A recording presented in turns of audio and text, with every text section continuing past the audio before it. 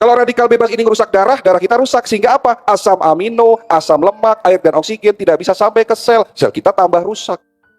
Pembuluh darah kita dirusak kaku. Lemak yang tadinya sehat menjadi rusak, menjadi penyumbatan. Semakin tersumbat pembuluh darah kita, semakin nutrisi tidak sampai ke sel. Akhirnya apa? Kalau di kaki, sekali lagi, kesemutan baal. Poin lagi. Kalau radikal bebas itu merusak insulin, disebut sebagai insulin resisten.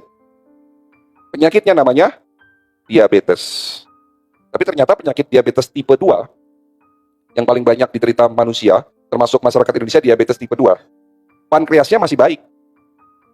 Jadi gini, kalau kita makan apapun, apalagi kalau kebanyakan nasi, 2 jam setelah makan, glukosa atau gula dalam darah kita kan naik. Fungsi gula buat apa? Energi. Jadi kalau ibu makan karbohidrat terutama, nasi, minum manis-manis, roti, kue, itu kan gula darah naik ya. Otak kita ngasih perintah ke pankreas. Pankreas, keluarkan insulin. Pankreas manut, produksi insulin dikeluarkan, insulinnya masuk ke dalam darah. Fungsi insulin buat apa? Fungsi hormon insulin buat apa? Buka kunci. Jadi insulin itu kunci, buka pintu. Pintunya ada dalam dinding pembuluh darah, namanya reseptor insulin. Dibuka pintunya, supaya gula itu keluar dan masuk ke sel apa? Sel otot, terutama otot rangka.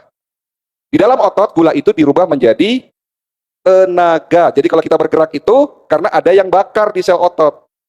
Ternyata, Bu, nah ini fakta ilmiahnya. Orang sakit diabetes mellitus tipe 2, bukan hanya terjadi kerusakan insulin, yang disebut sebagai insulin resisten, tapi penyebabnya juga karena massa ototnya sudah mulai mengecil. Bu, usia tua, apalagi menjelang 50 tahun, 60 tahun, sudah mageran. Tahu mageran? Malas gerak. Habis makan, habis ngemil, main handphone, nonton TV, tiduran.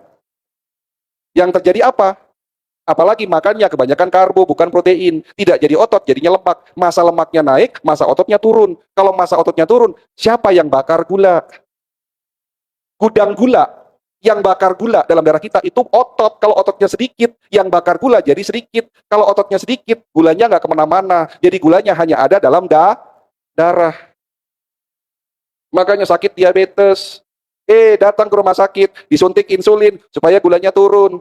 Pankreasnya suruh ngaso. Karena sudah diganti sama insulin. Lama-lama pabrik insulinnya rusak karena nggak disuruh kerja. Jadi diabetes tipe campuran. Yang harus dilakukan bagi penderita diabetes, diturunkan oksidasinya, diperbaiki insulinnya, dinaikkan massa ototnya. Insya Allah sembuh dari penyakit diabetes.